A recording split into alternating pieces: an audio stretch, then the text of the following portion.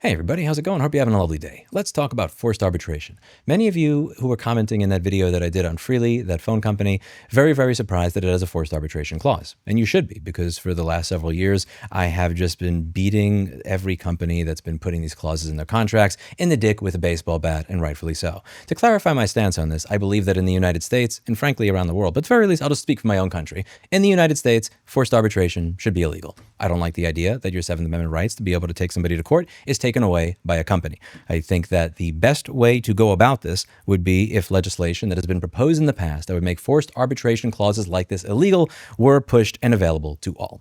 I am a board member of that company. I am not the CEO.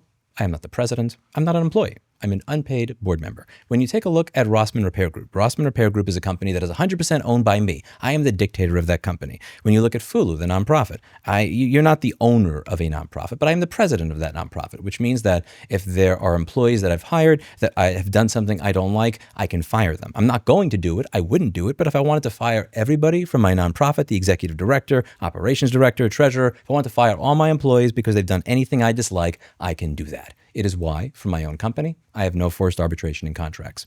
This is different from a company where I am a board member. As a board member, what I am going to be doing is I am going to be pushing every chance that I get for things to move in the direction that I want them to go in. Will I push for forced arbitration to be removed? As a board member? Yes.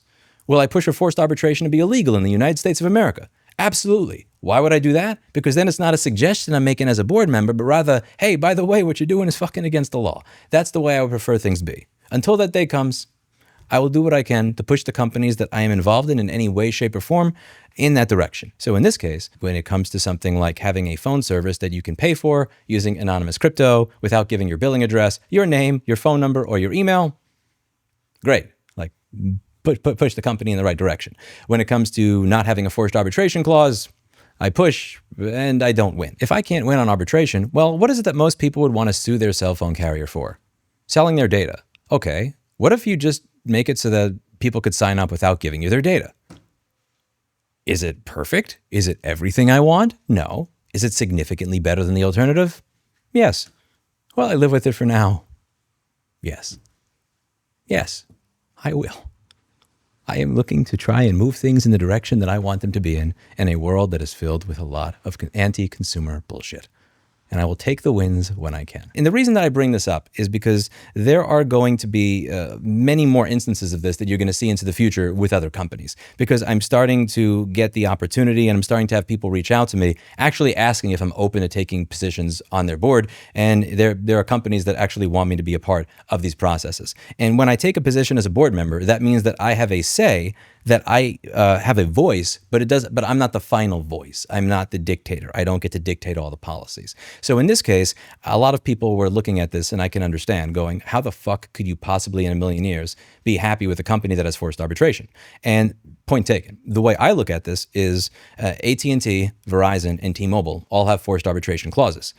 And all these companies at some point in time, again, if you just look through the FCC documentation, I'm not going to look at the FCC cases themselves, have done something with personal data that I don't like, that you likely don't like as well. And none of these companies, to my current knowledge, will allow you to sign up without a phone number, an email address, a name, or a billing address with anonymous crypto.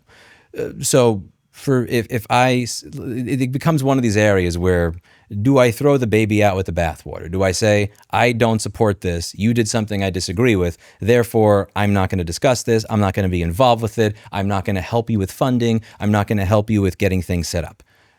And the answer to that is no. What I've learned in my mid to late 30s versus my early 20s to mid 20s when it came to right to repair advocacy is I will take the wins where I can. One instance with this is with a Framework laptop. So I have a shirt that says schematics or die that sells on my website, and also a mouse pad. It has a beautiful picture of Mr. Clinton the cat yelling at the top of his lungs, schematics or die. And Framework came out with a bunch of parts, and then Naravik Framework came out and was like, yeah, you know, with schematics, there's a problem with publishing that. And it's like, we had a talk, and there was an arrangement where he was able to come to a compromise of, if you sign an NDA, then we will provide you with a schematic. And is that perfect? No, I would like schematics or diamines. If you buy the product, the schematic comes in the box, it's on the website, it's easy, I don't have to sign an NDA. Is it better than what Apple is doing? Considerably. So I will take that for what it is. For me to say fuck framework in that instance, when Apple is not going to give me a schematic, even if I'm willing to sign an NDA, even if I become an authorized repair center, you get what I'm saying here. Do I like forced arbitration clauses? Absolutely not.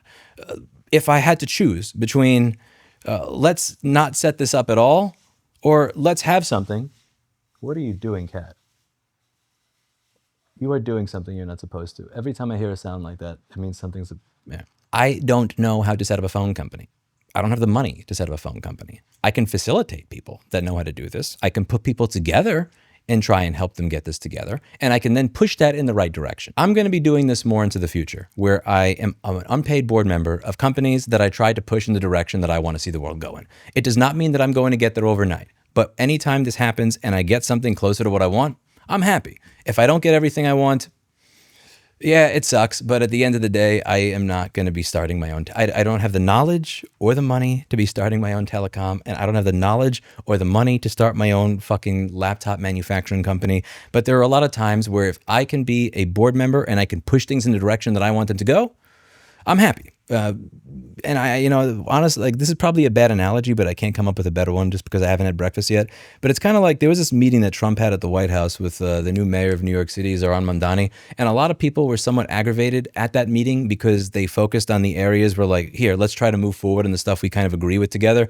When I listen to the press's comments, I feel like a lot of the press wanted Mamdani to say New York City is seceding from the United States, for Trump to say, you're arrested, I'm sending you to El Salvador. And at the end of the day, that does not necessarily move the ball forward in any way. Each of these people may have disagreements with each other on certain things, but they both have to move the ball forward. They both have to deal with each other if they want things to be better. In this case, again, I'm not saying the people that work at this company are Trump or Mamdani, to be clear. But the principle of the matter is, I look at the phone landscape today. I look at the way user data is dealt with, and I think it would be really nice if there was a way to sign up and not have to give any of your data. And if there's a way to do that, and I can push that forward, I'm going to do that. If I then have to choose between, listen, I'm not going to support this at all because there's something else you do I don't like, even though everything you're doing is worlds ahead of what currently exists, I'm not the guy that's going to do that. Yeah, I've read some comments saying, like, yeah, this is like VPN shilling, and it's like, VPN shills get paid, asshole. VPN shills get paid. You know how many cans of food I can buy for BlackBerry with my sponsorship revenue from YouTube? None. Let me know what you think in the comments down below. There are going to be many, many times into the future, and I can just see this as time goes on, and I start to get more of these opportunities where you're going to see my name attached to a company that's doing things that I talk about in this channel that I don't like. And when that happens, that's not going to be because they're paying me. It's going to be because I'm looking to move them in the other direction. I like seeing the direction that this is moved in. I like the idea of being able to sign up with anonymous crypto and not give your name and be able to get phone and internet service that just works. Like, that's cool. Is it perfect? Fuck no. But it's a cool step. I don't like NDAs to get a schematic. Is it better than no schematic? Yes. Am I going to move towards getting a schematic by the default? Absolutely.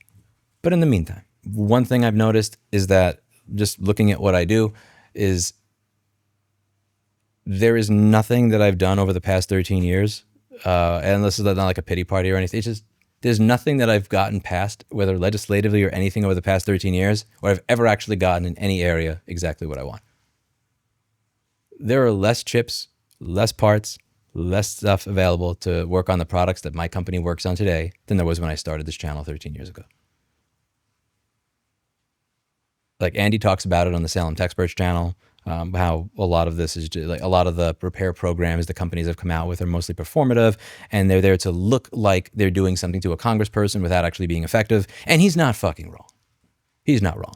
There are areas where I can see that I've slowly pushed things in the right direction, and I've kind of started to see the snowball go down the hill, but it's not there. And I got to learn to live with that. And I have.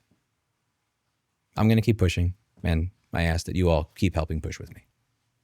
That's it for today. And as always, hope you learned something. I'll see you in the next video. Bye now.